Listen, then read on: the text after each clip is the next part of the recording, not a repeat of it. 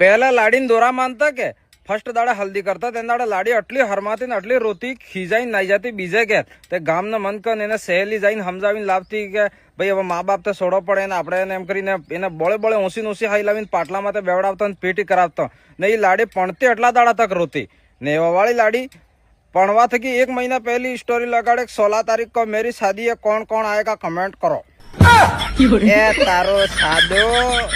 तने के आई बाप छोड़वानु दुख है हमको के टेंशन है जमानो है मतलब न लाड़ी ने वार 2 जणा पास पहले तो जान जाती भाई पंडित पास जाता था सीटी बेहता तो मन को बड़े बड़े हड़े बेवड़ा तो भाई तमे पंडित गयो हड़े बेहो एम